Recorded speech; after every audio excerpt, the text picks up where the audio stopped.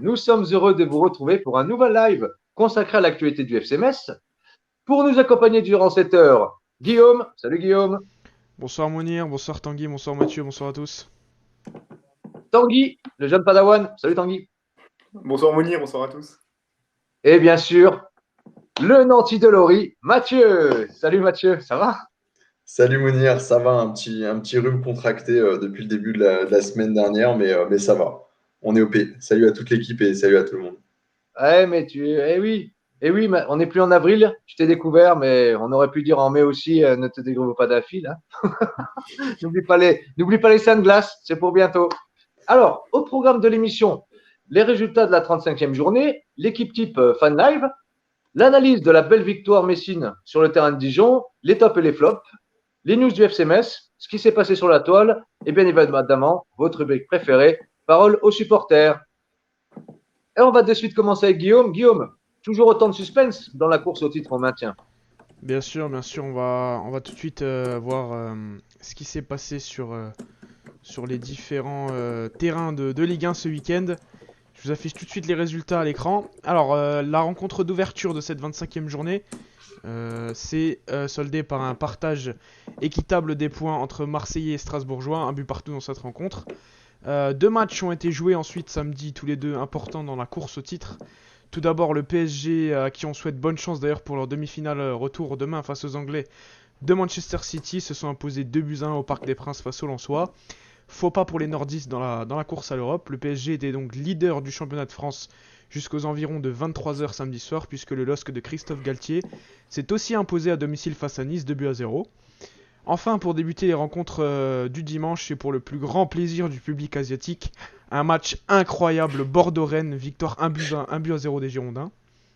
Poursuivre avec le multiplex de 15h, victoire de Nantes 4-1 à Brest, bonne opération pour les Canaries, qui restent à 4 points des Lorientais dans la course au maintien, qui se sont imposés également à domicile contre Angers, sur le score de 2-0. Le FC Metz s'est donc imposé 5-1 face à Dijon, thème du live de ce soir, on y reviendra plus tard. Nîmes et Reims se sont quittés sur un partage des points et un score de 2 buts partout. Saint-Etienne enfin réalise une bonne performance et s'impose 2-1 face à Montpellier, les deux équipes n'avaient plus rien à jouer. Enfin, en match de clôture, un match que j'ai trouvé fantastique personnellement, qui s'est soldé par une victoire 3-2 des Lyonnais sur la pelouse du stade Louis II face à Monaco. Malheureusement, une mauvaise image à la fin de rencontre dont on aurait pu se passer. On va passer tout de suite au classement à l'issue de cette 35e journée de Ligue 1. Le LOSC reste leader avec un point d'avance seulement sur le PSG. Suit ensuite Monaco, Lyon, Lens, Marseille, Rennes, Montpellier, Metz qui reprend la 9e place et Nice pour clôturer ce top 10.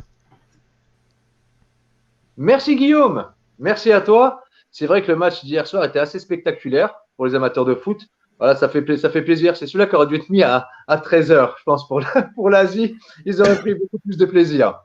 Nous allons tout de suite enchaîner avec Mathieu, qui va nous présenter donc l'équipe type de notre partenaire FanLive. Et oui, notre partenaire FanLive qui jouit d'une équipe type avec deux joueurs messins en cette 35e journée, Dylan Brown et Pape Matarsar, qui font donc partie de ce 11 type, où on retrouve également Alban Lafont, le gardien nantais, avec une note de 8 sur 10. Dylan Brown, donc, qui obtient la note de 7 sur 10 après sa bonne prestation face à Dijon et sa jolie tête en fin de rencontre.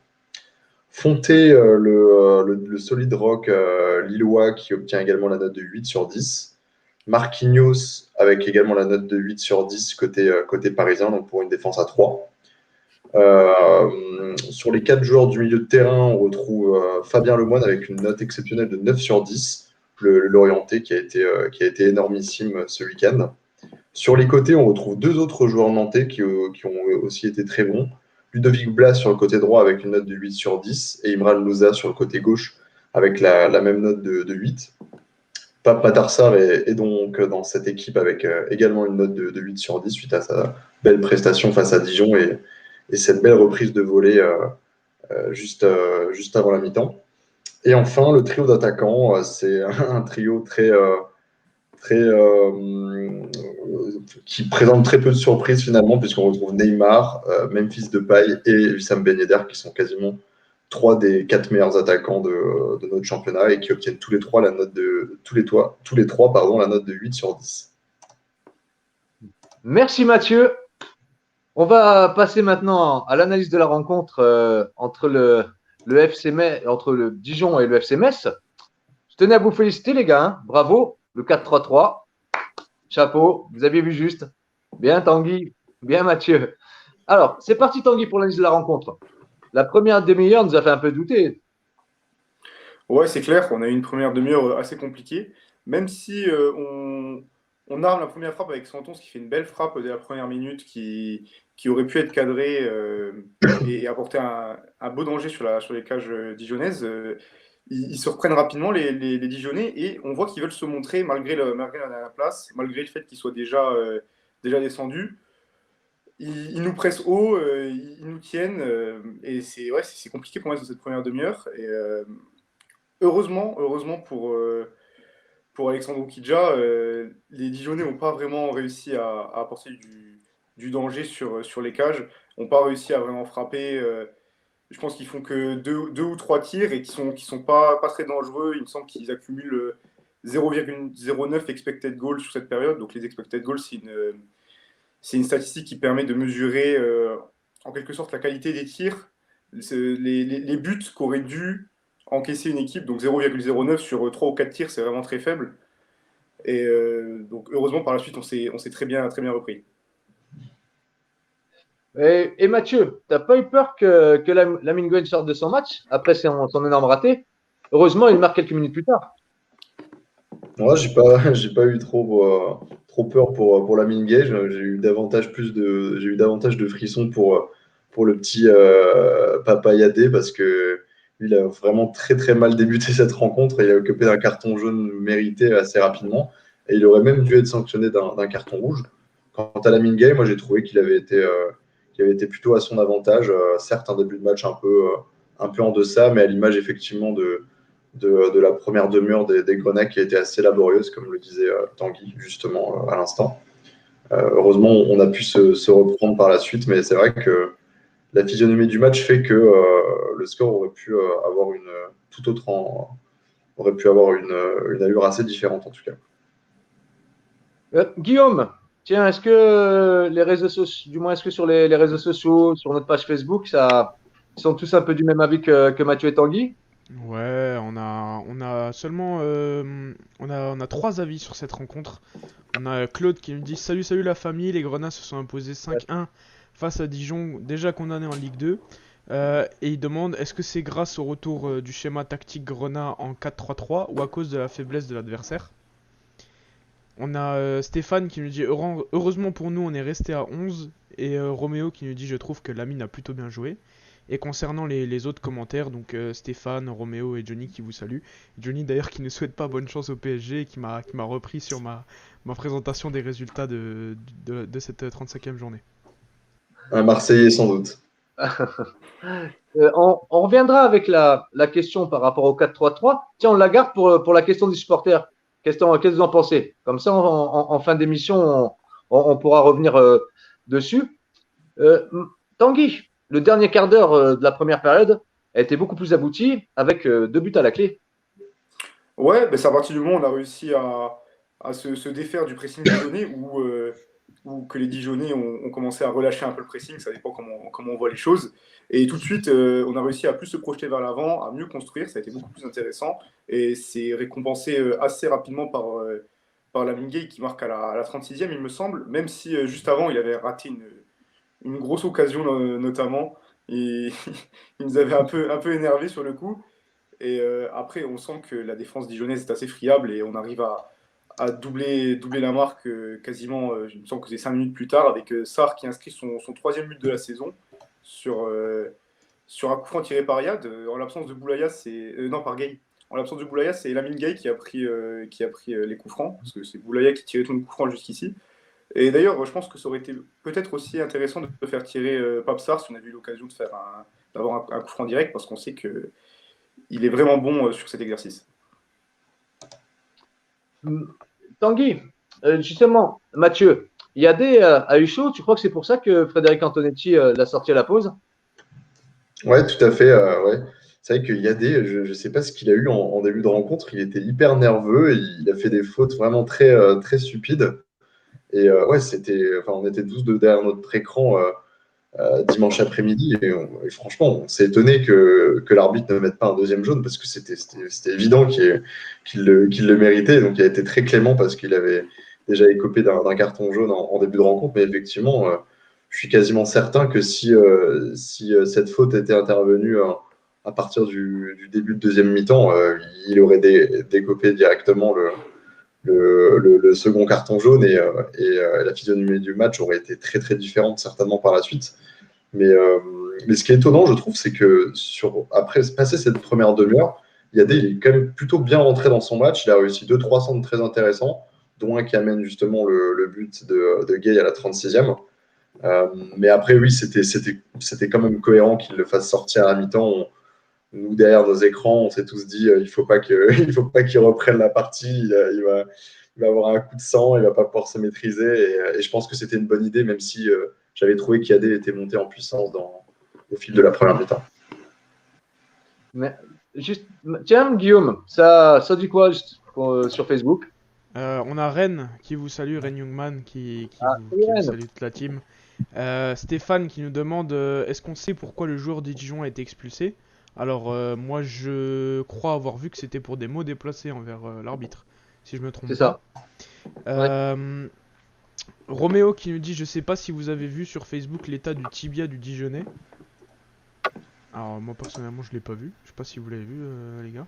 Ah non, non. Ah non, Roméo, bah, si tu peux si tu peux nous mettre la photo, tiens, en commentaire, comme ça on essaiera de la récupérer, puis Guillaume, il nous la montrera. Il peut pas je crois mettre en commentaire, je vais essayer d'aller je vais partir à la pêche aux infos et puis je vous tiens au courant. Ensuite on a Claude qui nous a dit les amis comment avez-vous réagi lorsque vous avez aperçu Fahad Boulaya sur le banc de touche au coup d'envoi? Tiens, on va faire une petite parenthèse. Je me suis dit, c'est parce qu'il ne veut pas prolonger, donc peut-être qu'on commence à lui mettre un petit coup de pression. Et ensuite, je me suis rappelé que c'était le Ramadan, et certainement que Frédéric Antonetti aussi. Et c'est pour ça qu'il l'a pas titularisé et qu'il a fait juste jouer une demi-heure. Voilà, face à Dijon. Je sais pas, Tanguy, Guillaume, Mathieu. Non, moi je pense que c'est quand même une raison un peu plus profonde que ça. On a vu que le système hybride, ça arrivait un peu à ses limites. Et je pense que pour équilibrer le 4-3-3, on n'avait pas d'autre choix que de pas aligner Boulaya. On sait que sur un côté, il est vachement moins performant que dans l'axe. Et le choix de le préserver et de l'aligner plus tard dans le match, c'était pour moi le meilleur afin d'avoir un bloc bien équilibré et en place défensivement. J'aurais pas dit mieux. J'aurais pas dit mieux que mon confrère Tanguy. Et effectivement, je crois que Antonetti a envie de faire la place à Sarr. Et entre Sarr et Boulaya, il a fait un peu son choix sur cette rencontre. Puisque les deux évoluent. On va dire que quand on joue en 4-3-3, c'est Boulaya qui prend habituellement plutôt la place que Sarr avait lors de cette rencontre. Et je crois que Antonetti a un petit peu fait son choix pour cette fin de saison. Ouais, pour moi, je pense qu'on essaye déjà de préparer la saison prochaine avec l'éventuel départ de Fred Boulaya. On sait que maintenant c'est quasiment acté. On a eu l'information déjà il y a quelques semaines, il y a quelques mois maintenant. Après, il y a eu l'information de la prolongation. On verra bien. De toute façon, son contrat n'est pas fini, la saison n'est pas finie. On verra bien ce que ça. On verra bien au 31 août, si je me trompe pas, la fermeture du mercato, si Farid Boulaya est toujours grenat. Justement, Tanguy, au retour des vestiaires, on s'est vraiment fait bouger par Dijon qui réduit rapidement le score. Et ils auraient pu même égaliser, puisque heureusement pour nous, l'attaquant Dionné Konaté a gardé la tête sur le ballon et n'a pas vu Samaritano tout seul dans la surface qui était couvert par un Messin. Et il a tenté une frappe qui a été détournée ensuite par la défense Grenat. C'était quand même très chaud ce début de seconde période. Ouais, c'est clair. Bah, tout d'abord, les Dijonais, ils égalisent dès le retour des vestiaires sur ce qui a été leur force dans ce match. Concrètement, c'était les coups de pied arrêtés. Quasiment toutes leurs frappes proviennent de coups de pied arrêtés. Et à chaque fois qu'ils ont apporté de danger, c'était sur une tête, sur souvent des bons ballons de Samaritano qui étaient excellents dans l'exercice. Et le rapport de force qu'on avait vu sur le dernier quart d'heure de la première période, on avait plus de 60% de possession, où les Dijonais ne frappaient plus, où on faisait quasiment plus de fautes et les Dijonais en commettaient beaucoup plus. Bah là, ça s'inverse totalement. Sur le premier quart d'heure de la seconde période, les Dijonais frappent 5 fois, alors que Metz ne frappe plus. La possession s'équilibre, c'est à peu près du 50-50, et ils ont beaucoup plus de coups de pied arrêtés. Ils ont 3 corners, ils ont un ou deux coups francs, et c'est ce qui leur permet d'apporter du danger dans la surface messine. Mathieu, les entrées de Boulaya, Diaz, Angban ont vraiment été déterminantes.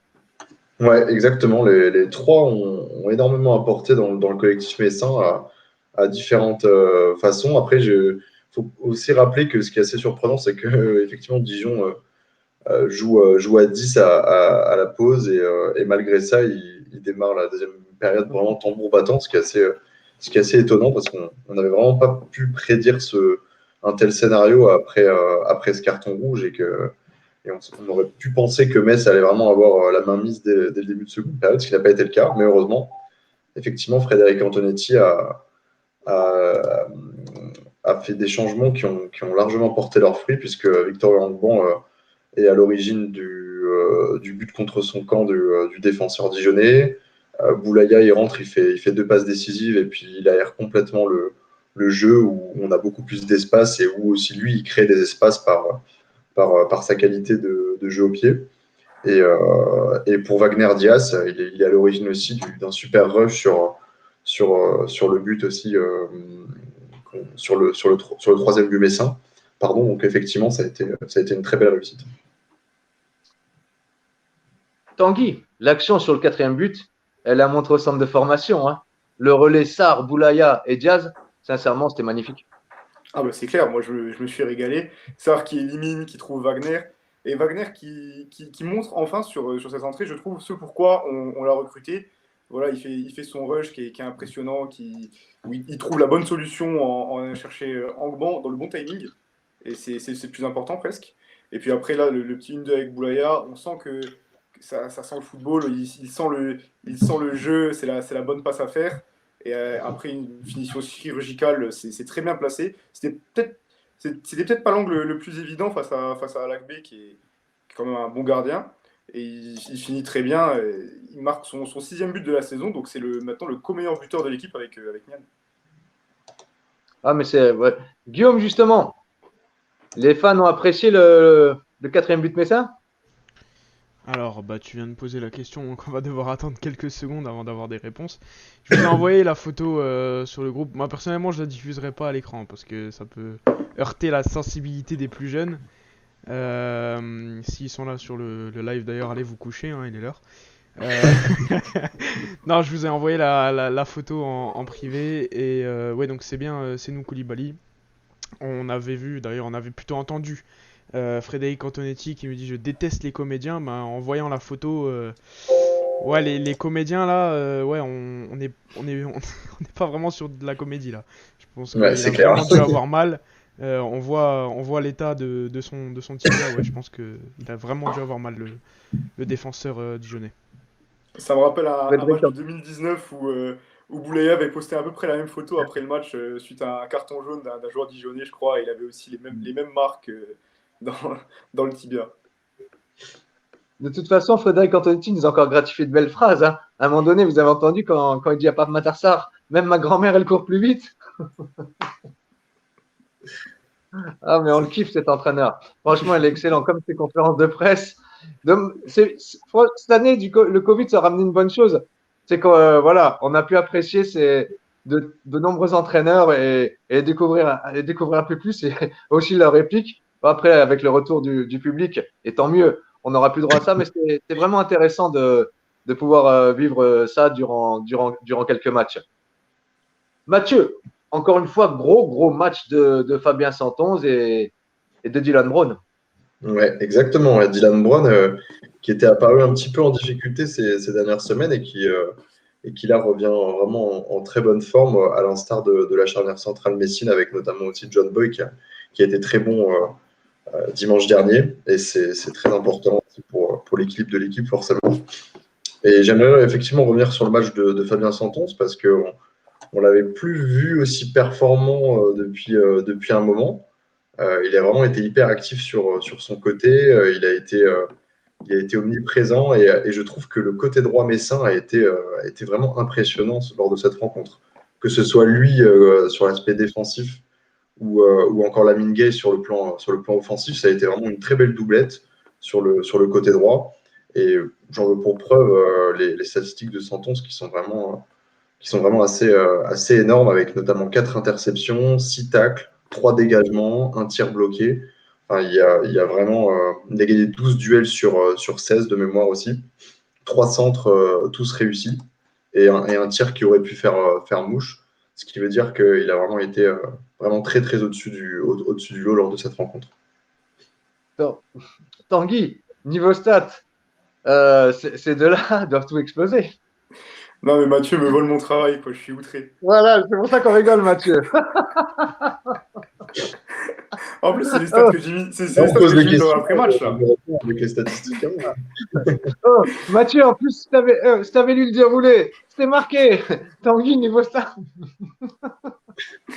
Non, mais c'est vrai que Santon est très impressionnant au niveau stats, et je voudrais juste rajouter qu'en plus, il touche 87 ballons, et c'est le plus haut total pour un Messin du match. C'est le Messin qui touche le plus de ballons. Et donc pour Dylan Brown, quant à lui, donc il nous fait un dégagement, un tir bloqué aussi, 2 interceptions et 3 tacles. Niveau duel, c'est moins impressionnant, il en gagne 3 sur 8, mais c'est surtout parce qu'il a perdu ses 2 duels aériens que ça plombe un peu au niveau de la moyenne. Il touche 66 ballons, il réussit 88% de ses passes. Bon, c'est un défenseur central, c'est normal. Il réussit 3 longs ballons sur 7. Donc ça montre que parfois un bon match, c'est pas que dans les stats. Ça peut être plus que ça peut être une bonne impression visuelle. Et là, c'est clairement ce que Dylan Brown nous a laissé. Après, ouais, j'ai oublié son but aussi. Il marque un but, c'est pas mal dans les stats, ça. C'est pas trop mal, effectivement. C'est pas trop mal, eh oui. Alors, pour toi, Mathieu, alors pour une fois, on va te laisser la part belle. Quels ont été les top players de ce match? Les top players, c'est pas très compliqué. Hein. Tout le couloir droit messin, forcément. Fabien Santons, qui a effectué sans doute son meilleur match depuis 2021. Lamine Gueye aussi, mais ça c'est très clair. En tout cas, je pense que même Lamine Gueye, il a fait son meilleur match avec Metz en Ligue 1 sur cette rencontre, malgré son premier raté en début de rencontre, parce que c'est la seule chose qu'il a raté de mémoire. Et après, dans les tops, je mettrai également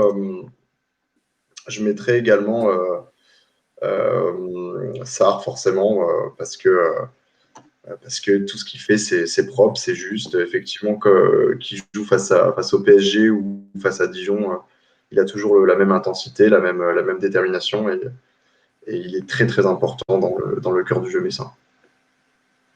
Merci Mathieu. Tanguy, une fois n'est pas coutume, les flops, c'est pour toi. Alors.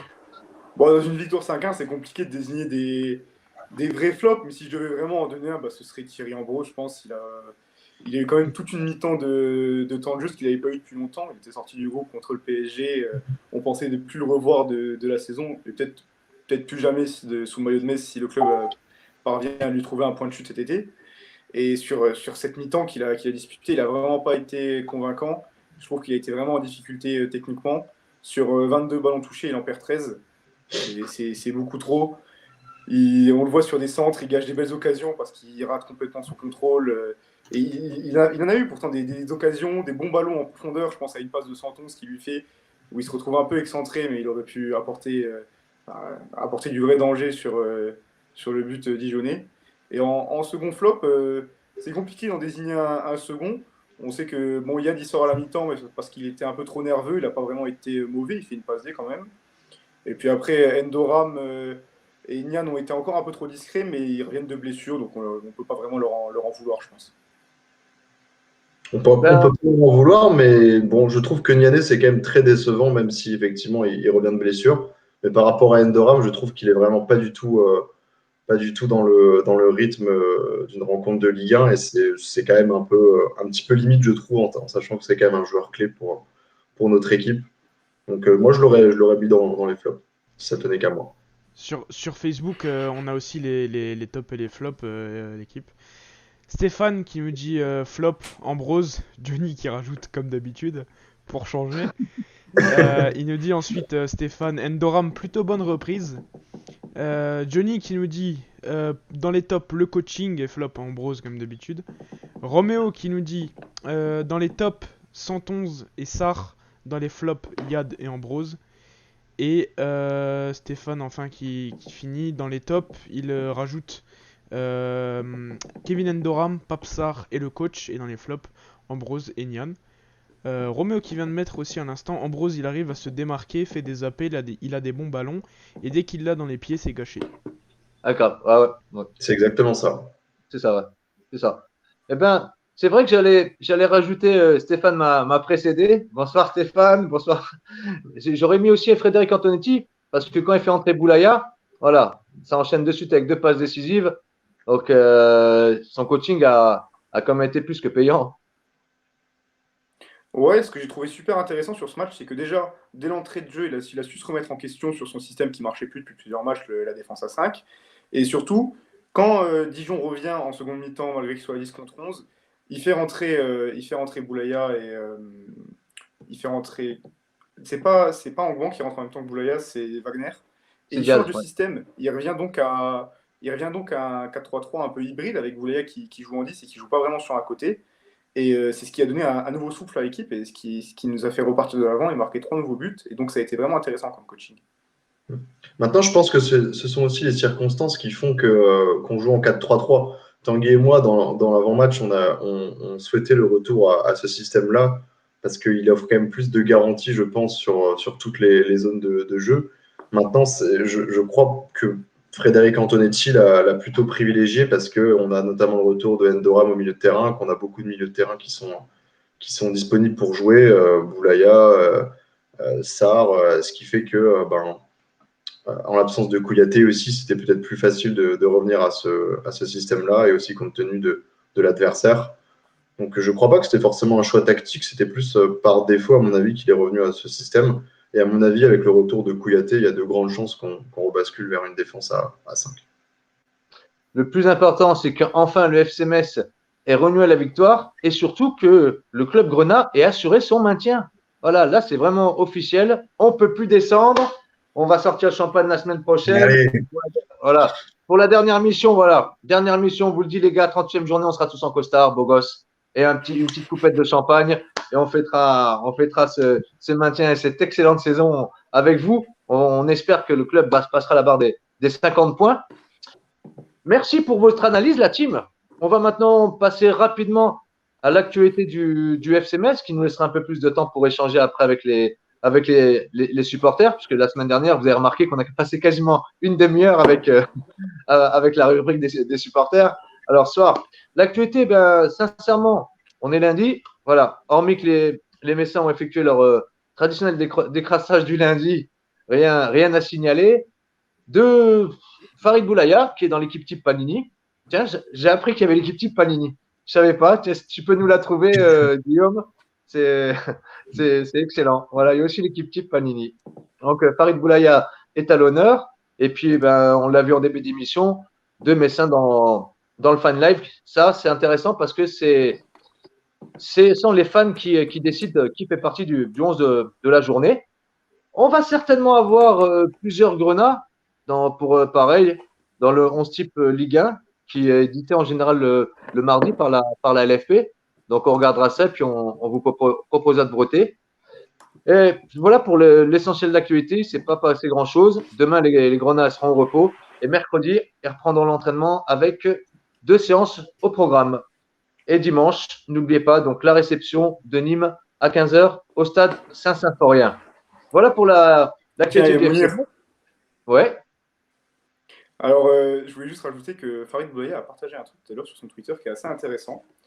Donc, c'est un graphique d'un média mancunien, il me semble, qui partage les joueurs qui ont créé le plus de tirs. Donc, soit par les passes dans le jeu, soit par les passes sur coup de pied arrêté, soit par le dribble, soit par les tirs, soit par des actions défensives. Et donc, dans ce classement qui rassemble les 5 grandes ligues européennes, Farid Boulaya se classe 8e. Devant, par exemple, des joueurs comme Kevin De Bruyne ou Thomas Müller. Voilà. Il a créé plus de tirs devant Nabil Fekir. Et deuxième joueur de Ligue 1, il me semble, et je crois qu'il y a juste Romain Fèvre devant lui. Ah non, Ouais, et Depay aussi. Tiens, tu peux nous balancer ça sur Twitter, s'il te plaît, Tanguy? Sur Twitter, tu veux quoi que je tweete? Ouais, tu peux le tweeter, ça? Ok. Ouais. C'est vraiment une stat édifiante pour Ah faire ouais, une c'est une stratégie, c'est pour ça qu'il faut pas. Il est important qu'on la partage. Ça va, sincèrement, je pensais pas que Farid Boulaya était à ce point. J'avais vu sa stat sur son application sur les tirs et les buts messins, qui était déjà assez impressionnante. Et là, au niveau européen, chapeau, te retrouver devant Müller et De Bruyne, qui sont quand même des références. Ouais, voilà, respect Farid.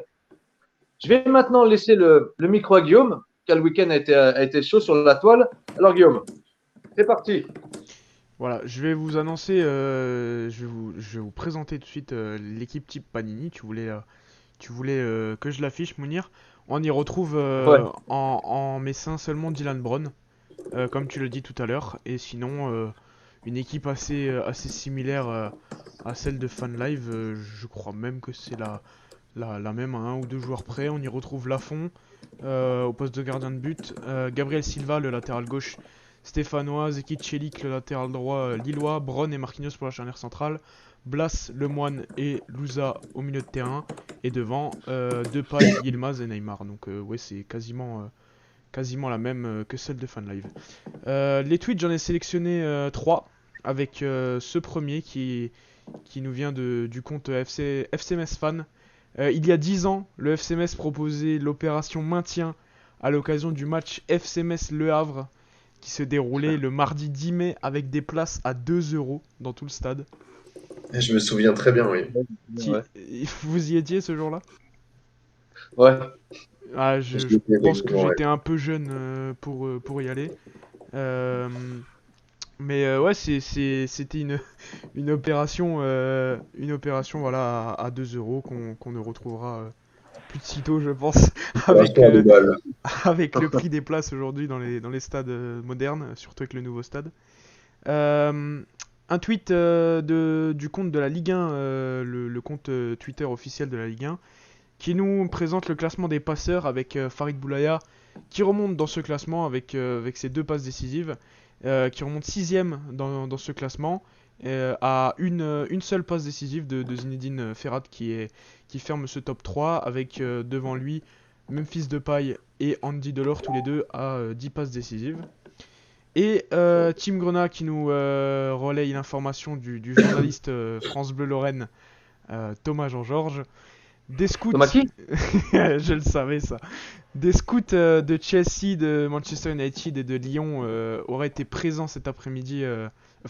Cet après-midi, le tweet date du match. Dimanche dernier. Au stade Gaston Gérard pour observer Pape Madarsar. Donc voilà, on va voir ce que ça va donner pour le mercato cet été. Voilà. Ça prépare une offre en coulisses. Non, en attendant, Frédéric Antonetti a calmé tout le monde en interview. Il a dit j'entends parler que de départ côté FCMS et pas beaucoup d'arrivées. Et il a rappelé que tous les joueurs étaient sous contrat. Hein. Voilà. Et que aussi, Il n'entend pas les rageux, Antonetti. et que aussi, et qu'il a dit que si on vendait tout le monde avec qui on allait jouer, et qu'il souhaitait que le FCMS progresse. Donc voilà. Le message est C'est ce clair genre de pour le communication président qu'on Thuram. devrait. C'est ce genre de communication qu'on devrait avoir. Pas dire on est un petit club, laissez-nous tranquille s'il vous plaît. On ne pourra pas résister. Non, mais déjà, quand on voit les performances qu'on avait fait cette saison, on était proche de. Bon, après, on s'est un peu vite enflammé, je trouve. On était proche de l'Europe et moi, je pense que des joueurs comme Farid, comme Papsar devraient confirmer. Bah, surtout Papsar, puisque Farid, on le connaît déjà au haut niveau en Ligue 1. Mais moi, je pense que Papsar, il devrait confirmer et faire une deuxième saison avec le FCMS. Il pourrait que en tirer des avantages, je trouve, personnellement. Tiens, qu'est-ce que ça dit un peu sur les pages, là, sur la page Facebook de l'émission? Il n'y a plus rien, Mounir, tu les as endormis. Est-ce que vous êtes encore là? On n'entend plus rien, là. Je les ai endormis. C'est dommage parce que je te remercie, Guillaume, pour ta revue. Il y a aussi un petit sondage que tu as oublié. Donc, vous avez entendu le président parler de branding. Donc, voilà, c'est toute action qui serait liée au club et aux supporters. Et ça s'est un peu enflammé sur les réseaux sociaux. Ils ont eu, voilà. Et on a posé une petite question. Est-ce que vous souhaitez avoir un nouveau logo? Donc, en clair, 35%, même pas en rêve. 34% qui ne seraient pas contre, du moins qui seraient même favorables en fonction de la tête qu'il a. Une petite vingtaine de pourcents qui seraient également aussi, voilà, pourquoi pas. Donc, on arrive quand même sur une majorité de. C'est assez partagé, mais avec un léger avantage pour le nouveau logo quand même. Ouais. Si on regarde du moins non, avec un léger avantage pardon, pour le logo actuel, si on regarde le résultat du sondage. Voilà. Donc, ça, on verra bien si le FCMS nous propose. De toute façon, il a déjà disparu du maillot, notre écusson. Hein. Si vous regardez, ça fait belle lurette qu'il est plus là. Il a été remplacé par la grosse croix de Lorraine. Sincèrement, je ne le trouve pas terrible, cet écusson sur les maillots, mais bon, c'est déjà mieux que rien. Il y a toujours la croix de Lorraine, mais il manque quand même ce Graoli. Donc, s'il y a un nouveau logo, il faut espérer que le Graoli reste. Mais sincèrement, ça me ferait, pour ma part, hein, après, je ne sais pas ce que vous en pensez, les gars et puis les fans, ça m'embêterait vraiment qu'on change notre logo. Je viens d'actualiser Mounir les commentaires. En fait, c'est mon ordinateur qui était endormi. On a eu pas mal de messages depuis 10 minutes. Je viens de voir que ça fait 10 minutes que l'ordinateur ne s'était pas actualisé. Sébastien qui nous dit les apports techniques de Farid Boulaya font la différence. Sébastien également qui nous dit c'est une idée pour l'année prochaine le 4-3-3. Ouais. Stéphane qui nous dit pour une fois ça faisait longtemps que Frédéric Antonetti a dû faire des choix sur cette rencontre. Il nous demande également, Roméo, que pensez-vous des notes du journal d'équipe concernant les joueurs messins? Je vais vous laisser peut-être réagir avant de passer à la suite. Oh, Roméo, pour l'équipe, honnêtement, à part avec Nian, où j'ai trouvé qu'ils étaient un peu durs, mais après, c'est vrai que si on oublie le côté où il revient de blessure, voilà, comme l'a dit Mathieu, on aurait pu le mettre dans les flops du match. Après, Tanguy et moi, on est plus sentimental. Donc, voilà, on se dit, il n'a pas eu la chance d'évoluer avec la réserve, voilà, de faire quelques matchs pour retrouver ses repères, puisqu'il n'y a plus de championnat de N2, ce qui fait qu'on a eu droit à une telle prestation. Hormis ça, je trouve que pour une fois, l'équipe a été assez correcte par rapport au match du Grenat. Moi, je trouve que pour un match qu'on gagne 5 buts à 1, avoir seulement 5,1 de moyenne pour les joueurs Grenat, c'est un peu dur. Je pense que si le PSG en passe 5, ils ont 7 de moyenne, les joueurs. Ouais, mais Farid Boulaye n'a pas été noté. Donc, tu vois, deux passes décisives. Diaz aussi. Tu vois, ils n'ont pas été notés. Donc, c'est ça qu'il faut tout, en fait. Et puis, il faut tenir compte aussi de l'adversaire. Hein. Malheureusement, en passer 5 à Dijon, non pas que c'est facile, mais malheureusement, c'est un petit peu une rengaine pour eux d'encaisser autant de buts. Donc, c'est peut-être aussi la raison pour laquelle nos notes ne sont pas aussi surélevées. Guillaume. Ouais, on allait passer, j'allais dire, on passe à la suite des commentaires. Stéphane qui me dit, avez-vous regardé la liste des joueurs français en fin de contrat? On l'avait regardé la semaine dernière lors de l'avant-match face à Dijon. On avait eu quelques noms, il me semble que c'était Teddy. Voilà, je cherchais. Teddy qui avait balancé la liste. Qui nous avait balancé quelques joueurs, surtout des attaquants en fin de contrat. Claude qui nous demande, en cas de départ de Boulaya, est-ce que selon vous, le Nantais Ludovic Blas serait une bonne pioche? Ah bah. Vu le match qu'il a fait encore hier. Et sa présence dans les différentes équipes types. Je pense que. C'est vraiment un joueur intéressant. Tanguy? Pourquoi pas, plutôt un bon joueur. Ouais, Blas, je trouve intéressant. Et je trouve qu'à Nantes aussi, il y a aussi Imran Louza qui est super intéressant et qui a peut-être un peu plus un profil de créateur que Blas. Blas, c'est quand même un bon créateur. Hein. On se souvient en équipe de France Espoir, je me souviens quand il jouait avec Kylian Mbappé dans les équipes de jeunes, il était quand même très vif, très percutant et surtout très créateur, très habile balle au pied en tout cas. Donc moi je trouve que ça serait effectivement une bonne idée. Ouais, si Nantes était amené à descendre en Ligue 2, ou même Imran Louza, comme tu l'as dit Tanguy, ça serait aussi une bonne pioche, je pense. Moi, j'espère que Nantes ne descendra pas en Ligue 2, car ça reste quand même un club emblématique du championnat de France, comme le FC Metz. N'oublions pas qu'ils partagent quasiment le record avec le club Grenat, hein, concernant la longévité et les saisons d'affilée en Ligue 1. Ils nous dépassent même. Donc c'est pour ça que voilà, faut espérer. Mais après, c'est pas parce qu'il y a pas descente qu'il peut pas avoir transfert. Hein. Il faut voir aussi voilà, ce que Camboire veut faire et puis, et puis les moyens que se donnera le FC Metz lors de ce prochain mercato. On a Sébastien qui me dit le coach va parler à Papsar pour le convaincre de rester une année supplémentaire. On espère en tout cas. Johnny qui me dit les seuls joueurs qu'il faut laisser partir ce sont Ambrose et ICK, leur trouver des remplaçants de meilleure qualité.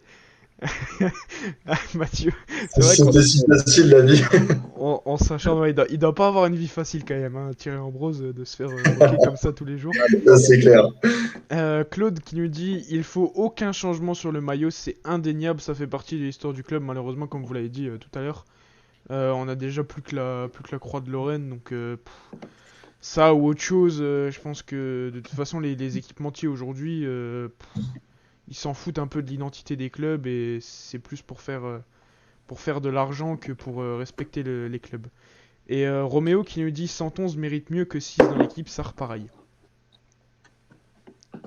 Hop, ouais, Santon, c'est vrai que il aurait peut-être mérité un 7. Oui, mais bon, après, ils peuvent pas. Mais oui, peut-être il aurait pu mériter un 7 parce qu'il a rien loupé dans le match en fait. Donc c'est sûr que ouais, je partage ton avis. Et ben maintenant, on arrive donc à votre rubrique. Les supporters ont la parole. Vous voulez évoquer un sujet avec nous, postez-le. Il y en a déjà un, c'était le 4-3 qu'on s'était gardé tout à l'heure, qu'on a eu juste avant l'analyse. Alors, je vais laisser donc les champions des systèmes de jeu, Tanguy et Mathieu. Honneur aux plus anciens, Tanguy. On va laisser Mathieu commencer. Alors, est-ce que vous voulez que je remonte pour vous rappeler la question ou vous l'avez en tête toujours? Oui, non, tu peux remonter parce que je crois qu'il a un cerveau à cette heure-ci. Il a le rhume et tout le gars, fin de journée, il a C'est bossé. clair, moi, je ne me souviens plus de la question. Moi. Alors, si je Je me me souviens souviens même bien, plus quel est le ton de l'émission d'ailleurs. c'est quel club qu'on parle déjà, Mathieu? Si je me trompe pas, c'était le commentaire de Claude qui nous disait les Grenats se sont imposés 5-1 face à Dijon, club qui est déjà condamné en Ligue 2. Est-ce que ce résultat est dû au retour du schéma tactique des Grenats en 4-3-3 ou à cause de la faiblesse de l'adversaire? Eh ben, on va lui répondre à Claude que moi je suis assez partagé à ce niveau-là parce qu'effectivement c'est plus facile de changer de système quand on joue contre Dijon que quand on joue contre Paris ou Montpellier ou Lens forcément parce que qu'on le veuille ou non il n'y a pas énormément d'opposition en face donc même si Dijon a fait plutôt son match dimanche et on ne peut pas leur demander beaucoup plus compte tenu de leur dynamique et de l'état dans lequel les joueurs doivent se trouver actuellement. Donc voilà, après, c'est assez délicat de répondre à ça, mais je pense que c'est plus de circonstances où le 4-3-3 était plus facile à envisager lors de cette rencontre que dans une rencontre un peu plus équilibrée, voire un peu plus compliquée pour nous. Mais ça reste une option intéressante pour l'avenir, ça c'est sûr. Tanguy? Ouais, je pense que le 4-3-3, c'est assez intéressant. Après, est-ce que c'est l'unique facteur de la victoire? Je pense pas, évidemment, que la faiblesse de Dijon rentre en compte. Mais je trouve qu'on a été assez intéressant. C'est cool de voir un nouveau système. Ça prépare aussi l'année prochaine. On n'aura peut-être pas le même effectif. Après, le problème du 4-3-3, c'est qu'il pose pas mal de problèmes à Frédéric Antonetti. Que faire de Boulaya? Que faire au niveau de la défense centrale? Au milieu, comment choisir ses milieux? Le premier milieu se pose aussi dans le 5-3-2, mais à moindre mesure, il faudra voir comment est-ce qu'il arrive à répondre à ça l'année prochaine en fonction des arrivées, des départs. Mais je pense que ça reste le schéma que j'espérerais voir pour la saison prochaine. Il faut savoir que le 4-3-3, c'est un schéma qui a longtemps été souhaité par le président Bernard Serin, si vous vous souvenez, et qu'à même une époque, il souhaitait que toutes les équipes du club jouent dans le même système de jeu que l'équipe première afin de faciliter l'intégration à chaque palier. Donc, mais malheureusement, dans le foot moderne, voilà, il faut aussi savoir des fois s'adapter et faire avec les joueurs qu'on a dans l'effectif. certainement pour ça que Frédéric Antonetti, avant le retour des blessés, a usé beaucoup de son 3-5-2. Hein. Exactement. Et puis, compte tenu de l'éclosion aussi d'un joueur dont on ne soupçonnait pas le talent, ou du moins aussi vite, comme Kiki Kouyaté, forcément, il a revu un petit peu ses plans en milieu de saison et il s'est presque senti obligé de mettre cette défense à 3 parce que ça fonctionnait si bien et parce que aussi on n'avait pas Joe et Endoram qui étaient sur le flanc. Donc ça permettait aussi de rééquilibrer l'équipe sur le plan défensif avec la défection des milieux de terrain qui nous étaient quand même assez préjudiciables à ce moment-là de la saison. Et donc, je crois qu'il a eu raison d'opérer à ce changement-là à ce moment de la saison. Mais comme tu le dis, Mounir, dans le foot moderne, c'est très compliqué de rester sur un même système. On n'est pas le Paris Saint-Germain, on n'est pas capable de maîtriser toutes nos rencontres de A à Z. C'est très rare de voir deux mi-temps d'aussi bonne qualité à chaque fois, d'un même niveau, ce qui veut dire qu'il faut pouvoir s'adapter, donc il faut pouvoir changer et moduler de son système quand il est nécessaire. Et puis, ce qui était bien aussi dans ce 4-3-3, c'est le FC Metz, même sur les assauts dijonnais, n'a pas cédé. Hormis sur le but rapide à la 48e. Mais après, Dijon a poussé. Et voilà, le FC Metz a trouvé des solutions. Et c'est aussi ce que permet ce 4-3-3 quand tu procèdes à des changements. Comme le soulignait si bien Tanguy dans l'analyse, voilà, ça t'amène une nouvelle vague et ça amène un nouveau souffle à l'équipe. Et c'est intéressant ce système de jeu. Guillaume, qu'est-ce que ça dit sur les réseaux? Qu'est-ce que c'est leur question? On a plusieurs sujets. Juste pour revenir à ce 4-3-3, on a Stéphane qui nous dit mais si on regarde bien le 4-3-3 c'est plus un 4-5-1 en phase défensive. Et Sébastien qui nous dit le 4-3-3 mérite d'être encore travaillé parce qu'on n'a pas tout maîtrisé en seconde mi-temps. Alors il a dû faire une faute de frappe parce que j'arrive plus à lire. Je pense que de là, il voulait dire de la 45 à la 60e en balançant souvent et en ne jouant pas dans les pieds. On a d'autres sujets. On a Johnny qui nous dit le président a dit qu'il discute avec des joueurs en fin de contrat. Vous pensez quoi s'il ferait venir Amouma et Germain et Khaoui? Je pense qu'il parle du joueur marseillais aussi, Saïfedine Khaoui. Bon après, je pense que c'est déjà des joueurs avec un gros salaire. Hein. Je vous laisse réagir. Amouma, je veux bien. Après le reste, non. Je sais pas ce que vous en pensez. Germain, c'est beaucoup trop cher. Amouma, ça peut se jouer effectivement. Après, est-ce qu'il a envie de quitter Saint-Etienne pour aller à Metz, en sachant que c'est plus ou moins le même type de projet sportif. Et pour Saïfedine Khaoui, bon, c'est un joueur qui a très peu joué avec Marseille, qui est sous contrat à Marseille depuis 3 ou 4 ans et qui a dû jouer 5 rencontres en 4 ans. Et c'est vrai qu'avec le départ de l'ancien coach marseillais, il avait un peu plus joué, donc ça pourrait être intéressant, parce qu'il a montré qu'il avait de la qualité. Mais bon, je ne suis pas forcément très emballé par ces joueurs. Si ce n'est Amouma, ça pourrait être une belle pioche. Stéphane qui nous dit qu'il le trouve trop vieux, Romain Amouma. Après. Ouais, je suis d'accord. Après, on a besoin de joueurs d'expérience. Après, peut-être pas aussi vieux que Romain Amouma. Je sais pas quel âge il a d'ailleurs, mais. Mais il a quel âge Amouma? 34 ans. Il a 34 ans. 34 ans. Ça commence à faire déjà un peu vieux. Mais bien sûr qu'on a besoin de joueurs d'expérience. Quand on voit la moyenne d'âge de l'équipe est quand même très jeune. Et ça peut que nous faire du bien. Regardez Vincent Pajot. Ça peut que nous faire du bien d'avoir des joueurs comme ça. On a Claude qui nous dit selon vous, est-ce que le FC Metz est capable de réaliser un sans faute à domicile jusqu'à la fin de saison? Les adversaires qui sont Nîmes n'est pas encore sauvé en Ligue 1 et Marseille qui joue gros avec leur qualif pour l'Europe. Oh, qu'est-ce que ça me plairait de souffler l'Europe à Marseille en leur claquant une bonne victoire à domicile. Franchement, je vous le dis honnêtement, même si on n'a pas le droit de parler comme ça, j'en aurais une demi-molle. Hein. Sincèrement, ça serait bien de gagner et en même temps de Il ne faudrait pas que ce soit au profit de Lens. Mais pas que ce soit au profit de Lens, hein, bien évidemment. Si c'est au profit de Rennes, il n'y aura pas de problème. Voilà. Pas de problème, parce que Rennes, ils sont capables plus tard de nous lâcher un billet pour un de nos joueurs, comme ils l'ont déjà fait précédemment avec Ismaël Assar. Donc, voilà. Et pour Nîmes, logiquement, je vais laisser répondre, tiens, Tanguy pour Nîmes. Ouais, Nîmes, ils sont déjà quasiment sûrs d'être relégués ou au moins barragistes. Peut-être qu'ils auront un dernier espoir qu'on a pu voir par moment à Dijon, mais c'est un match qui est largement à notre portée, tout comme celui contre Lorient. Marseille, ça risque d'être plus compliqué, mais si, euh, si on arrive contre Marseille et que Marseille a à égalité de points avec Lens pour l'Europe, qu'on perd 5-0 le match, ça ne te dérange pas. Complètement d'accord avec toi, Tanguy. Ouais, les gars, je suis pas d'accord avec vous là. Ah, non, mais Moi, je moi, préfère envoyer Marseille en Europa League que Lens, hein. allez, on laisse Marseille en Europa League, hein. Franchement, on ne peut Ah, pas laisser y aller, hein. Ah oui, franchement. Ça ben, ferait faut trop mal. espérer que Marseille arrive et que soit déjà qualifié en Europa League. Comme ça, on ferait une belle victoire de prestige contre l'OM et on terminerait bien la saison. On a Roméo qui me demande le but de Dijon. Est-ce que vous trouvez pas que c'est une sortie ratée d'Alexandre Oukidja? Au Koudia, c'est vrai qu'on aurait pu en parler.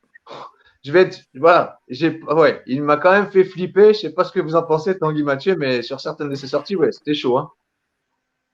Ouais, c'est vrai que sur ses sorties, Bah, c'est comme. il a été en grande difficulté, ouais, notamment en première mi-temps. Et puis, peut-être que c'est aussi dû à la qualité des coups de pied arrêtés frappés par Samaritano et aussi la taille des attaquants dijonnais qui étaient souvent bien placés et avec la bonne détente pour reprendre les ballons. Mais ouais, c'est vrai que Kidja était un peu en difficulté sur ces ballons-là. Et c'est vrai que le but de Dijon, bon, c'est pas forcément pour lui à 100%, mais il a une petite part, on va dire, de responsabilité, je pense. Ouais, mais c'est comme ça avec Alexandre Oukidja. On sait que c'est un gardien qui sort beaucoup. Et il prend beaucoup de risques. Donc, quand il réussit une belle sortie, on est content. Mais voilà, parfois il en rate. Moi, j'aime bien ce style. Le style S'il kamikaze. se rate une fois de temps en temps dans un. Ouais, voilà. C'est sympa. C'est mieux que d'avoir un gardien qui reste toujours sur sa ligne. Ça apporte un peu quelque chose, surtout quand on est sûr de notre match comme hier. Je viens de regarder le calendrier de Lens et de Marseille. Lens qui reçoit Lille lors de la prochaine journée, qui se déplacera à Bordeaux et qui recevra Monaco en clôture de ce championnat. Donc allez, s'ils prennent 3 points, c'est beaucoup, Lens. Et Marseille qui reçoit Saint-Étienne. Non, non, qui se déplace à Saint-Étienne, qui recevra Angers et qui se déplacera donc à Metz pour la dernière journée. Donc on pense que Lens devrait laisser peut-être sa 5ème place à Marseille ou à Rennes derrière eux. Ensuite, sur les commentaires, on a Claude qui nous dit les deux seuls dangers nîmois sont Renaud Ripard et Zinedine Ferrat. En cas de relégation, est-ce que Ferrat ne serait pas une bonne pioche pour remplacer Boulaya? Ben, Ouais, on avait. vas-y, j'y Ouais, vais. je vois. Ouais. Bah, moi, je trouve que même Ferrat, ce serait même la meilleure cloche pour remplacer Boulaya, je trouve, dans les transferts qui sont à notre portée. C'est le co-meilleur passeur de Ligue 1 actuellement avec 10 passes D. L'avantage qu'il a sur Boulaya, c'est que c'est un vrai ailier qui va jouer complètement sur l'aile gauche et qui a besoin de jouer en numéro 10. Et je trouve qu'une attaque avec Nguet, Nian et Ferrat, ça pourrait être très intéressant et très complémentaire. On avait déjà parlé une fois avec Nian, enfin avec Nguet d'un côté qui pourrait être plus dans la percussion et Ferrat plus dans la création et qui s'adapterait parfaitement au 4-3-3 éventuel de la saison prochaine. Merci Tanguy. On À toi a, Guillaume. on a Stéphane qui nous dit Oukidja sur sa ligne impeccable, mais ses sorties ne sont pas son point fort. Alors ça c'est... Il a beaucoup progressé, moi je trouve, depuis qu'il est arrivé. C'est vrai qu'au début, moi personnellement en Ligue 2, il me faisait un peu peur. C'est vrai que sur ses premiers matchs en Ligue 2, moi j'avais un peu peur avec Alexandre Oukidja, mais on peut que lui valider ça. Il s'est vraiment amélioré, surtout sur sa ligne, comme le dit Stéphane. Et après, c'est vrai que les sorties, les dégagements aussi, il y a beaucoup de dégagements, moi je trouve, qui sont loupés de notre portier messin. Mais c'est vrai que ouais, Franchement, il s'est amélioré à ce niveau-là. ouais, mais Il s'est énormément amélioré cette saison, je trouve, sur les dégagements au pied. Ouais, sur les dégagements, c'est impressionnant le niveau qu'il a. Non, mais arrêtez. Par rapport à ce qu'il avait. Par rapport à ce qu'il avait, je trouve qu'il s'est beaucoup amélioré. par Eh, rapport à ce qu'il eh, avait. je suis pas d'accord avec vous, les gars. Sincèrement, je trouve qu'Oukidja, ces derniers matchs, il est un peu en dedans. Autant je l'avais encensé, j'avais reconnu mon erreur, il s'est amélioré. Mais en revanche, non, depuis quelques matchs, je le trouve moins bien. Et puis, c'est vrai que sur le premier but, là, je viens de me remettre en tête. C'est vrai que c'est sa sortie complètement foireuse qui l'amène. Et donc, en quelque sorte, c'est lui qui relance un peu Dijon. Ce qui fait qu'après, on a un quart d'heure qui est assez chaud pour nous. Non, je trouve pas qu'Oukidja, je vous l'ai déjà dit, hein, pour moi, c'est un bon gardien. Mais à Metz, malheureusement, vous pouvez pas vous en souvenir parce que vous êtes un peu jeune. Mais à Metz, on a eu des gardiens largement, largement, largement au-dessus du niveau d'Alexandre Oukidja. Croyez-moi. Hein. Ouais, oui, bon, des gardiens de niveau international aussi, enfin de niveau Voilà. international Quand vous avez français. vu jouer les Tizi, voilà. Quand vous avez vu jouer les Tizi, Pour être au-dessus d'Okidja, c'est vraiment d'être un très très très bon gardien, quoi, pour le coup. hein? C'est quand Mais même, tu c'est quand rigoles, même un très, très bon gardien. Songo au-dessus d'Oukidja. Les Tizi au-dessus d'Oukidja. Même, Mondragon c'est que les au-dessus gardiens qui sont d'Oukidja. internationaux français. Attends, tu veux que je te sorte Ouais, mais encore les. Tu veux que je t'en sorte d'autres? Mais Même pour moi. il est pas Même pour moi. en équipe d'Algérie, il est pas en équipe de France, Okidja. Donc Non, mais forcément, c'est pas Oukidja, un bon c'est pas un bon gardien, mais c'est un très bon gardien de Ligue 1. Oukidja, non, c'est un c'est très un bon bon gardien de Ligue gardien 1, de Ligue 1. surtout quand on s'attarde sur les stats, on voit que statistiquement, c'est un des gardiens qui évite le plus de buts à son équipe. On va encore revenir au expected goal. Donc, par exemple, par rapport au expected goal, les buts qu'il aurait dû encaisser et les buts qu'il a vraiment encaissés, les buts qu'il a réussi à éviter, c'est un des meilleurs gardiens sur ce point. Et je voulais juste revenir sur le match contre Reims, où il fait un match au pied qui est vraiment exceptionnel. Vraiment, il fait un match impressionnant. J'avais fait sa vidéo, elle est sur mon Twitter si vous voulez. Et il doit, je pense que sur 27 dégagements, il en rate 3. Je crois qu'il est à 24 sur 27 au dégagement. Et il a vraiment C'est été énorme. excellent au pied contre Reims. Oui. Mais après, je laisse Oukidja parce que c'est vraiment sa première saison en tant que vrai titulaire. Pleine, parce que l'année dernière, il a pas, en Ligue 1, je parle de bien, avec Strasbourg, il avait alterné. C'est pour ça que j'espère que l'année prochaine, il va encore pallier un palier supplémentaire et qui me permettra de dire que, aïe, il rejoint les Tizi, il rejoint les Mondragon, il rejoint les Michel Etor, voilà, les Songo, voilà, la catégorie des très grands gardiens qu'on a eu à Metz. Je dis pas que, comme je l'ai dit, il s'est amélioré. Il est meilleur qu'avant. Mais de là à dire que c'est un très bon gardien, pour moi, un très bon gardien, c'est Mac Maignan de Ligue 1. Après, chacun voit, voilà, tout dépend où tu places la barre. Navas aussi. Bien sûr. Navas, c'est l'excellence. Ouais, c'est vrai que. Et là, on prend qu'en Ligue 1. Mike Maignan, c'est le deuxième meilleur gardien français. Donc, effectivement, si c'est ça le comparatif, alors oui, je suis d'accord. Oukidja, c'est juste un bon gardien et Mike Maignan, c'est un très bon gardien. Mais... Ça s'est Voilà, déchaîné voilà. hein, dans les commentaires pour te répondre. Pour te répondre, Mounir, on a Mathieu là. Mathieu, tu t'es fait entre guillemets défoncer là. On a du Mondragon en folie. On a eu que du Mondragon là dans les commentaires. Mounir qui fait la fête. Un mec C'est qui a joué 6 mois serait meilleur qu'Oukidja, ok. Pourquoi pas. Ah bah, Il sait pas là. Laissez-le. Il est jeune. Pardonnez-le. Mbappé, il a bien fait 6 mois à Monaco et il est parti pour 180 millions. Hein, donc après, voilà, c'est des 6 mois comme ça. Non, mais Mondragon, ça a été un super gardien pendant une saison. C'est pas le débat. Maintenant, on parle de Oukidja. Ça fait quoi? Ça fait 3 ans, 4 ans qu'il est à Metz. Il a fait quand même plus que Mondragon. Il a fait bien plus que Mondragon. Ouais, donc on dit ouais, Mondragon, Lama, Songo, Letizi, Etor. Ouais, donc c'est à peu près tout pour les gardiens, pour le sujet des gardiens. Après, on a eu d'autres sujets de conversation. On a eu alors voilà, Johnny, j'ai réussi à retrouver le commentaire parmi la mare de commentaires qu'on a eu là il y a quelques minutes. Sujet Hormes, Lopez mérite-t-il un rouge sur sa sortie avec son poing dans le visage du joueur de Monaco? Ah oui, oui. Ah oui, sans sourcil, ah ouais. Voilà. Il est dangereux ce gardien. Il va finir par blesser un joueur. Bah tiens, est-ce que Lopez est meilleur qu'Oukidja ou pas?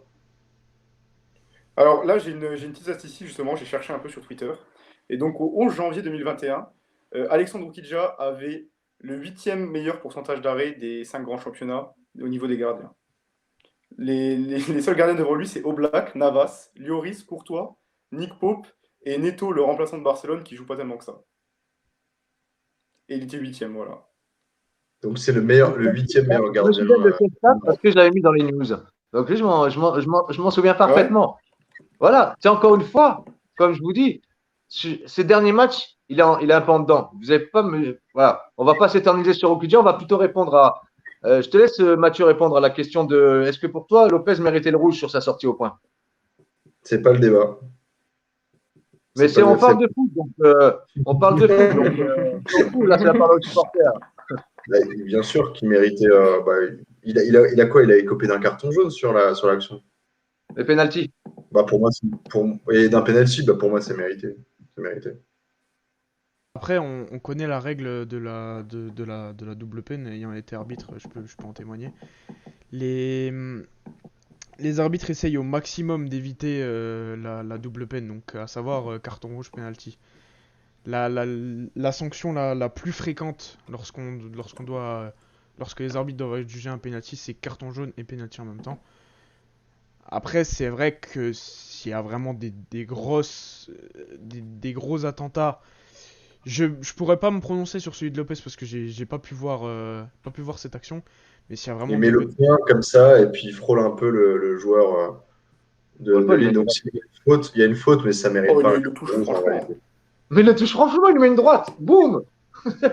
Après, ouais, Lopez, comme tu l'as dit tout à l'heure, Mounir, il est pas à son coup d'essai. Il est pas Non, c'est sûr. des sorties avec les genoux. Je crois que c'était un genou dans le dos de Kylian Mbappé, si je me trompe pas. Ouais. Il est vraiment pas à son coup d'essai. Et c'est vrai qu'un jour, il va Même, finir par. même contre Metz. On va pas s'éterniser sur Lopez. Allez, enchaîne avec les questions. Il est déjà 22h, on va essayer de répondre un maximum. On a juste ouais, un petit débat aussi sur Baptiste René dans les commentaires. Peut-être pour remplacer éventuellement Alexandre Okidja s'il venait à partir.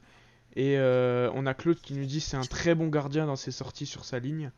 Et Roméo qui répond juste derrière, c'est sûr que c'est en grande partie grâce à Alex qu'on est à cette place dans le classement.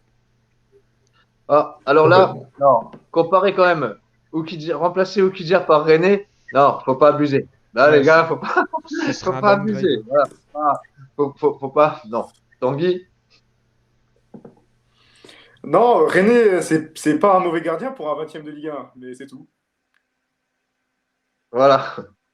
Pour un 20ème de Ligue 1, après Ligue 2 à la limite, mais non. Non, franchement, je pense que Baptiste René, ce serait vraiment un downgrade comparé à Alexandre Okidja. On a beaucoup de gardiens très talentueux en Ligue 1 et je pense que remplacer Okidja, s'il venait à partir, pour l'instant, c'est pas du tout dans les papiers si je me trompe pas. S'il venait à partir, surtout pas Baptiste René, il y en a beaucoup avant lui. Ah, tu sais quoi? Ouais, je pense que Alexandre Okidja va finir à Metz, hein. Sincèrement, hein. Je le vois pas partir. Il y a de Il est grandes bien chances. ici. Il franchit chaque fois un palier. Donc, ouais, ce qu'on attend, nous, les supporters l'année prochaine, voilà, c'est qu'il franchisse un nouveau palier, qu'il fasse plus ses sorties aériennes un peu cheloues, là, comme il nous fait parfois, et voilà, qu'il soit un peu plus canalisé, qu'on ait plus un peu ces petits coups de sang qui lui vaut 4-5 matchs d'expulsion. Et, voilà, et après, on aura un gardien mature et je le vois pas, honnêtement, je le vois pas partir de Metz. Je sais pas Mathieu, je sais pas Tanguy. Surtout Non, si... il partira sûrement pas de Metz. Après, sur ses sorties ratées, moi de mémoire, il en a raté 2 cette saison. Et les 2 fois, ça a coûté un but qui n'a pas porté préjudice à l'équipe, puisqu'il a raté notamment à Brest une sortie où on gagne 4-2 de mémoire. Et celle à Dijon où on gagne 5-1. Donc s'il fait 2-3 erreurs par an et qu'à chaque fois on gagne, moi ça me va plutôt très bien. Surtout avant de Ouais, laisser... et Ouais. Vas-y Tanguy, vas-y. vas-y. Je voulais Ok. dire Bah avant, alors, je avant vais de... chercher encore un peu plus de stats. Ah putain. Vas-y Tanguy, vas-y, Et j'irai après. vas-y. Du coup, Je je l'ai vais chercher énervé, un peu plus Tanguy. de stats encore. Bah, j'ai des outils, donc j'en profite. Donc, au niveau de tous les championnats européens, cette fois, Ukidja, c'est le 10e gardien qui a évité le plus de buts à son équipe. Donc, en tête, on retrouve Nick Pope de Burnley. Après, on a des gardiens comme Oblak, Lloris, Courtois, Emiliano Martinez d'Aston Villa. Antonio Raciopi de Dijon, qui est premier de Ligue 1, étonnamment. Keylor Navas qui est à 8,73 en but évité et Oukidja qui est à 8,38. Donc pas si loin de Navas. Et devant Maignan. Ouais, Merci Tanguy. Ils l'ont bien défendu, le petit Okidja. On pourrait se faire un. Ça aurait pu donner lui un duel. On va On peut rester donner calme. la gueule. C'est la fin de l'émission. Tiens, à toi d'enchaîner, Guillaume. ouais, donc je voulais juste dire, surtout à 32 ans, maintenant je le vois pas quitter Metz, Alexandre Oukidja. On a quelques derniers sujets. On a Roméo, pardon, qui me dit qu'il pense comme toi, Mounir, sur le sujet Oukidja. Et Sébastien qui nous dit quel joueur d'expérience nous faudrait-il et à quel poste? Ah, déjà en attaque. C'est clair. En attaque, il nous manque Mhm. vraiment un soutien à Ibrahim Magnan. Rien que déjà dans sa progression, ça peut que lui être bénéfique d'avoir un joueur qui a accumulé des matchs en Ligue 1. Ça peut que être bénéfique à sa progression. Il pourra apprendre plein de choses. Bon, après, en début de saison, on avait parlé de Djibril Cissé. Pas forcément à son âge et ni à son niveau, mais un joueur qui avait accumulé autant de matchs en Ligue 1, ça peut que être bénéfique. Non, mais bien sûr, mais non, j'ai pas dit qu'il devait signer à Metz, mais un joueur qui avait Ouais, accumulé, Djibril Cissé à l'aise, ça serait une bonne idée. Hein. mais un joueur qui avait accumulé autant de matchs que lui en Ligue 1, ça aurait pu être que bénéfique pour Ibrahim Magnan. Après, bien sûr, à son grand âge, Djibril Cissé, c'était forcément pas une bonne idée de le signer. Quand on voit où il a fini en 3ème division d'un pays, d'un paradis financier, je crois, si je me trompe pas. C'est. Ouais, Dans un c'est. paradis fiscal. Ouais. Voilà, Ah, mais après. il a fait ça pour lui, il a fait ça pour s'éclater, hein. Parce qu'il a raccroché, puis il a même re-signé avec eux. Non, je pense que surtout un attaquant expérimenté, ça enlèverait de la pression à Nian. Voilà. Il faudrait que ce soit un attaquant qui claque des buts, déjà, qui ait une certaine réputation, ce qui fait que, voilà, il y aurait moins d'attente et moins de pression sur le jeune attaquant qui est l'international sénégalais. Mais en même temps, est-ce que Ibrahim Magnan avait de la pression en début de saison quand il a démarré tout seul en pointe et qu'il a claqué 6 buts en 6 rencontres? J'avais pas forcément cette impression-là. Je suis pas certain qu'il ait besoin d'un joueur pour l'épauler pour continuer sa progression et pour tout défoncer en Ligue 1. Selon moi, c'est un joueur adapté pour jouer tout seul en pointe aujourd'hui. Et ce qui serait intéressant peut-être, c'est d'avoir un bon remplaçant pour la saison prochaine. Et pourquoi pas effectivement un joueur expérimenté, mais un remplaçant. Duel, là, non, duel, je te prends duel de suite. Duel. Non, là, on va pas laisser passer ça. Non. Allez, dernier duel. Allez. Ah ouais. Une minute, hein, tu me coupes direct. Ouais, c'est ce que j'allais vous dire. C'est ce que Ça va j'allais même vous durer dire. moins, Là, ça va même durer moins qu'une On minute. fait 30 secondes. C'est parti. Allez, tu veux 30 secondes, pourquoi Mounir? Non, attends. même 30 secondes, il n'y a même pas besoin de plus. Pourquoi Nian a besoin d'un grand attaquant à ses côtés et d'un attaquant expérimenté? Tout simplement, il revient de blessure. Comme on l'a vu depuis 2 matchs, il est en difficulté. D'après moi, il va pas reclaquer 6 buts, ou même s'il marque une fois, déjà, on sera content sur les 3 rencontres qui restent, en espérant qu'il soit à chaque fois titulaire. Deuxième point, pourquoi? Parce que chaque attaquant qui était blessé au niveau des croisés, chaque joueur a une période d'euphorie à son retour de blessure, et ensuite, c'est la chute.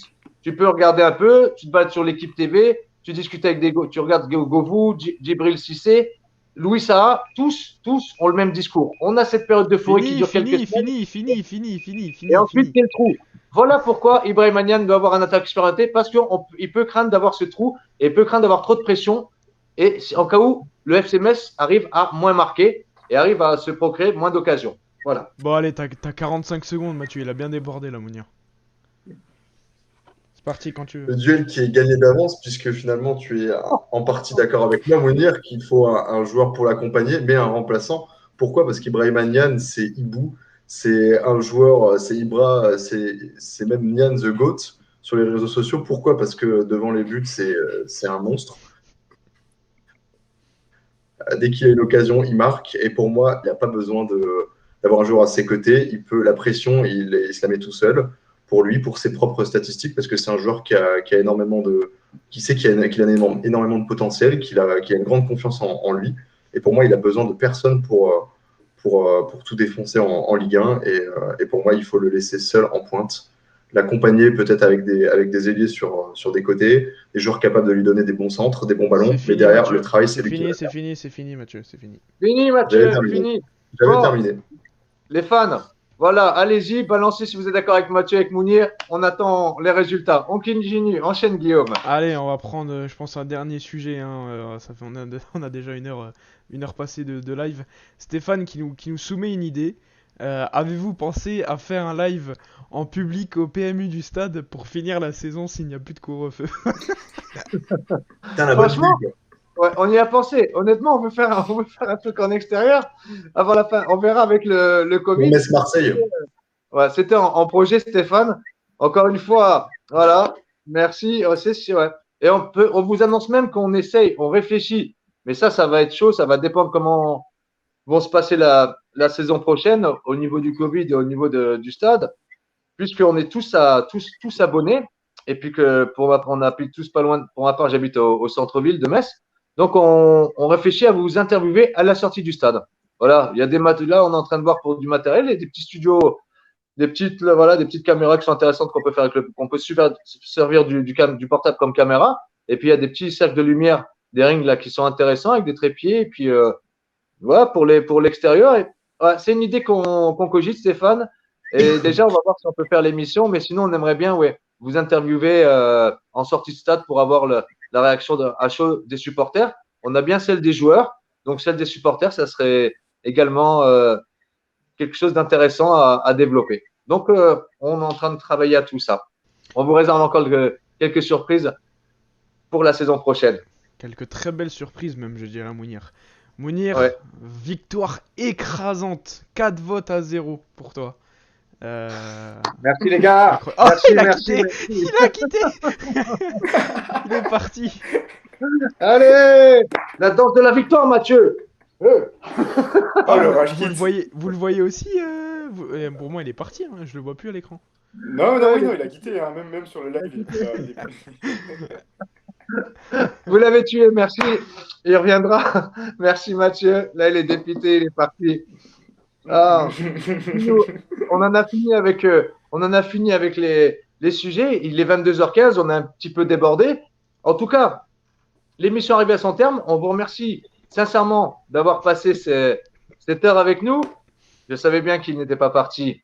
C'est pas du genre à se défiler parce qu'il perd un duel. Là, j'ai perdu le duel. C'est quoi ce délire? Bah oui, Qu'est-ce qui s'est. 4-0, mais- il a gagné la victoire. On pensait que t'étais parti justement à cause de ça. Ah non, mais je sais pas, j'ai eu un bug là, je sais pas pourquoi. Voilà. C'est quoi le score du duel? 4 4-0. votes à 0 pour Mounir. Ouais, mais il y a 4 votes.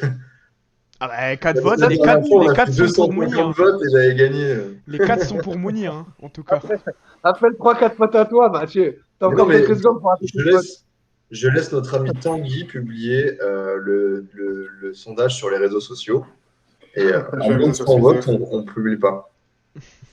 Et Allez, on a- en tout cas, Ouais. On a juste deux petits derniers messages. On a Claude qui me dit waouh, super projet, c'est du lourd. Et Thomas qu'on salue et qui nous salue également depuis le Chili. Donc voilà, bonsoir depuis la France. merci. Ouais, bonsoir Thomas. Ah ben, écoutez, je vous remercie vraiment à toutes et à tous d'avoir passé cette heure et quart avec nous. C'est vraiment sympa et honnêtement, on prend de plus en plus de plaisir à faire l'émission avec vous. Les échanges, c'est ce qui nous anime. Donc, bravo. Merci à vous pour vos commentaires. Merci la team pour le temps que vous nous accordez chaque fois. Merci Tanguy, merci Guillaume, merci Mathieu. Merci, Merci, à toi, merci Mounir. à tous. Merci Mounir. Bonne merci à soirée. tous. Bonne semaine à vous. Prenez soin de vos proches. Une grande pensée pour les infirmiers, les infirmières. Donc, le Covid, c'est pas fini, même si voilà, ça se détend un peu. Ils ont toujours autant de taf. Et puis, allez Metz. Ciao. Allez, Metz, bonne soirée tout le monde. Allez, Metz. Ciao, ciao.